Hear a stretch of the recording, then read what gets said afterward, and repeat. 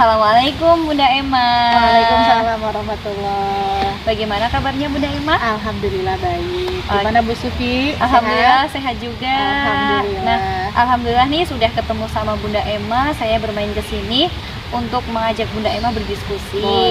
Boleh ya? Boleh. Mohon waktunya sebentar ya. Siap. Oke.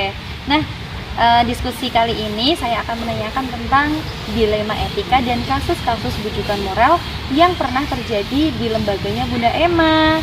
Nah, selama ini nih, bagaimana sih Bunda Emma mengambil keputusan dalam menghadapi kasus dilema etika atau bujukan moral?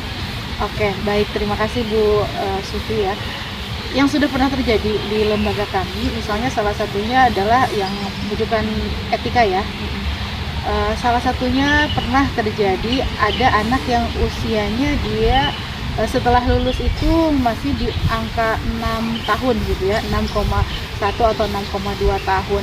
Namun kami lihat perkembangannya itu masih belum sesuai gitu ya, sesuai dengan tahapan perkembangannya. Maka kami menyarankan kepada orang tua untuk bagaimana kalau anak ini mengulang kembali di kelompok B, namun ternyata orang tua memiliki pemikiran yang lain, ya, betul. Sehingga mereka berpendapat, Bu, nggak apa-apa, nggak usah, mereka lanjut saja ke SD gitu ya. Jadi akhirnya kami memberikan, oke, karena kami sudah memberikan pandangannya seperti ini, pertimbangannya seperti ini, datanya seperti ini, namun karena lagi-lagi ya bahwa anak ini merupakan tanggung jawab penuh orang tua, maka kami persilahkan. Jadi kurang lebih ya harus selalu ada pertimbangan-pertimbangan khusus gitu untuk menyelesaikan masalahnya. Berarti diidentifikasi dulu ini masalahnya itu urgent, Betul. terus kemudian mendesak atau biasa saja seperti itu mungkin ya Bun ya. Jadi diidentifikasi terlebih dahulu. Betul.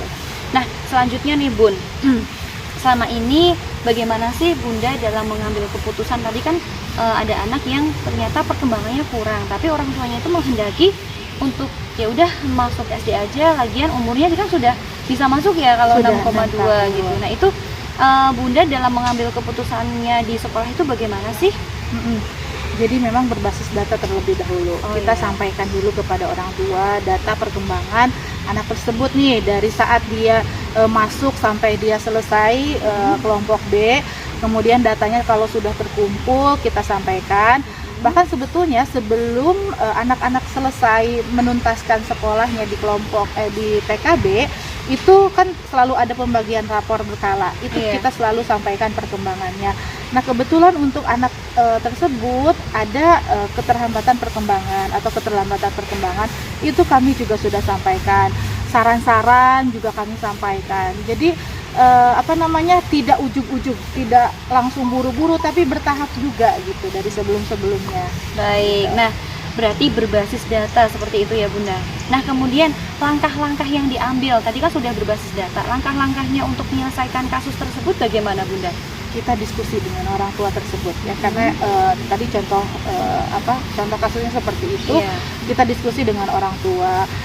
Datanya seperti ini, harapan Bapak dan Ibu seperti ini, kemudian kira-kira nih solusi terbaik, karena ini anak harus running terus, proses dan perkembangan itu harus berjalan terus ya. Berjalan. Jadi kami dari sekolah sudah menyampaikan tanggung jawab kami di sini, kemudian tanggung jawab Bapak dan Ibu belum selesai gitu ya. Jadi kalau misalnya ternyata Bapak dan Ibu hasil diskusinya mengharapkan Ananda untuk terus lanjut ke MI, ya mangga dipersilahkan. Jadi melalui diskusi terlebih dahulu. Diskusi musyawarah, jadi nanti tetap pengambilan keputusan karena ini melibatkan orang tua itu kembali kepada orang tua maunya bagaimana, sekolah sudah memberikan yang terbaik, keputusan kembali lagi kepada orang tua ya Bunda. Betul. Nah, selanjutnya nih Bu, apa sih tantangan yang Bunda hadapi selama ini ketika mengambil keputusan tersebut? Pernah nggak merasa, kok berat banget ya? Itu tantangan terbesarnya apa Bunda Emma? Untuk contoh kasus yang sama tadi ya? Atau boleh kasus yang berbeda deh, yang pernah Bunda hadapin? Iya, supaya berkelanjutannya dengan kasus yang tadi. Kita itu karena mengikuti perkembangan anak tersebut, jadi kita merasa ya Allah, ini kasihan berat ya, gitu ya, kayak mau melepas anak tersebut tuh berat banget. Betul, gitu karena ya. kan kita mengikuti perkembangan dia ya, perjalanan perkembangan dia dari awal sampai dengan titik akhir di usia kelompok B, itu saat orang tuanya, Bu, ini anak ini harus dibawa lari, sedangkan kemampuan anaknya itu jalan saja tertati-tati, Iya, istilah kata katanya seperti itu. seperti Jadi itu.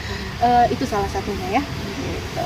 Jadi merasa berat seperti itu. Betul. Nah, kemudian nih, ada tidak sih ketika Bunda itu menghadapi kasus rujukan moral atau dilema etika itu, ada nggak jadwal tersendiri yang untuk menyelesaikan kasus tersebut, atau harus hari itu juga, atau kapan ya mau diselesaikan, itu ada tidak di sekolah ini? Iya, baiknya dalam menyelesaikan masalah itu dilakukan secepatnya, namun tidak terburu-buru. Iya. Jadi ada prosesnya terlebih dahulu. Setelah kita menerima dan mengidentifikasi masalah, kemudian nanti berikutnya kita lakukan tahap-tahapan selanjutnya. Oh, oke, kita kumpulkan data tadi seperti yang saya sampaikan. Kemudian kita atur jadwal bertemu dengan orang tuanya kalau misalnya dengan kasus yang tadi gitu ya. Kemudian nanti kita carikan solusinya seperti apa, jadi bermusyawarah seperti apa, memang bertahap gitu ya. Baiknya memang segala sesuatu permasalahan diselesaikan secepatnya, namun tidak terburu-buru dan tidak tergesa-gesa, karena biasanya kalau dalam tergesa-gesa itu selalu ada saja hal-hal yang kurang Terlupakan. betul Betul. gitu. Jadi ini luar biasa sekali Bu Emma, statementnya itu harus segera namun tidak tergesa-gesa. Wah, itu yang menjadi sebuah kata kunci nanti mungkin ya. Kemudian apakah Bunda Emma ini ada seseorang yang dipercaya mungkin, atau ada faktor-faktor yang menjadikan Bu Emma itu menjalankan sebuah penyelesaian itu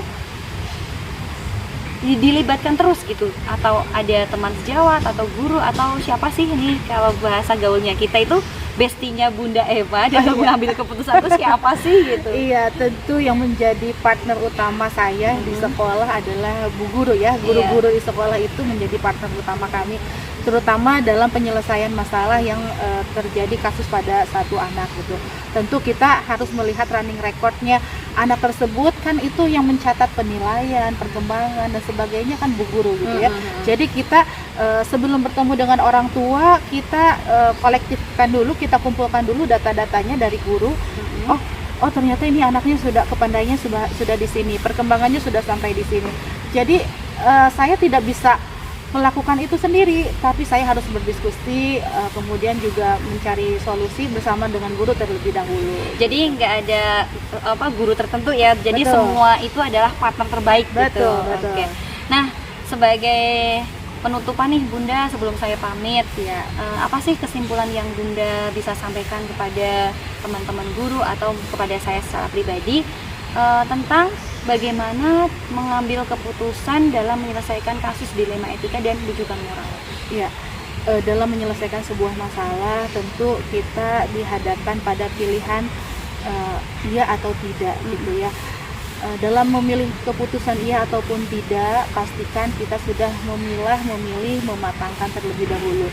Ada banyak hal pertimbangan yang harus kita perhatikan terlebih dahulu, positif negatifnya seperti apa, maslahat madaratnya seperti apa. Kemudian dalam memilih menyelesaikan masalah, apalagi misalnya konflik interest antara guru misalnya ya, seperti itu, kita tidak langsung menjudge kepada satu gurunya, tapi kita lihat dulu, tabayun dulu, kita betul. tanya dulu nih, benar nggak kondisinya seperti itu, kepada si A, kepada si B nya juga seperti itu, apakah benar kondisinya seperti ini. Jadi tidak terburu-buru, tapi kita lakukan secara secepatnya namun tidak tergesa-gesa. Terima kasih Bunda Emma, super sekali, luar biasa. Sama-sama. Nah, jadi kalau di Bunda Emma sendiri menyelesaikan masalah itu dengan tabayun, kemudian memandang masalah itu dari berbagai sudut pandang yang berbeda seperti itu, dan mengambil keputusan dengan segera namun tidak tergesa-gesa. Luar biasa.